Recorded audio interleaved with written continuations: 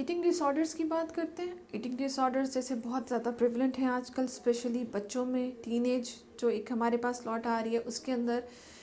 इसमें होता क्या है, इसमें होता ये है कि या तो आपकी अपनी बॉडी का इमेज जो है वो बड़ा डिस्टॉर्टेड सा एक इमेज जो है वो आप खुद रख रहे होते हो, या आपका पीयर प्रेशर होता है या सिबलिंग प्रेशर होता है। उसके साथ हम ये भी कह सकते हैं कि शायद हमारी जो वेट लॉस के साथ ऑब्सेशन है वो ज़्यादा हो जाती है, या वेट गेन या लॉस दोनों के साथ हम ऑब्सेस हो जाते हैं। नॉर्मली वेट लॉस जो है वो अंडर न्यूट्रिशन में आता है और वही ईटिंग डिसऑर्डर्स में भी आता है। अब टाइप पे बात करते हैं। 3 टाइप्स हैं ईटिंग डिसऑर्डर्स की, जिसमें एनोरेक्सिया है, हमारे पास बुलिमिया नर्वोसा है, हमारे पास बिंज ईटिंग डिसऑर्डर्स है। इसमें कुछ जो है डिसऑर्डर्स उसमें आप बिल्कुल खाना पीना छोड़ देते हैं, कुछ ईटिंग डिसऑर्डर्स हैं जिसमें आप खा लेते हैं बट उसके बाद आपको एक फीलिंग ऑफ गिल्ट आती है जो कि आपको इस बात पे मजबूर करती है कि आप पर्जिंग के थ्रू उसको बॉडी से किसी तरीके से निकाल दें। ठीक है, इसके लिए वॉमिटिंग भी, कुछ लोग वॉमिट इंड्यूस करते हैं, कुछ लोग जो है वो ऐसी टैबलेट्स एंड लेक्सेटिव लेते हैं जिसके थ्रू जो है वो बॉडी को किसी ना किसी तरीके से बॉडी से फूड को एक्सक्रीट कर सकें।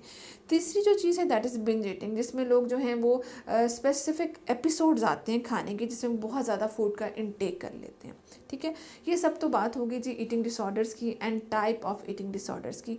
अब जो सबसे इम्पॉर्टेंट चीज़ जो लैक करती है मेरे ख्याल में वो है diagnosis, because there are so many conditions जिसमें एट टाइम्स हम जो साइंस और सिम्टम्स जो हैं ईटिंग डिसऑर्डर्स की वो हमें हमारे सामने नहीं आती। ठीक है, और some people do have the art कि वो बहुत अच्छे तरीके के साथ अपनी स्ट्रगल विद फूड जो है वो उसको किसी ना किसी तरीके से छुपा लेते हैं।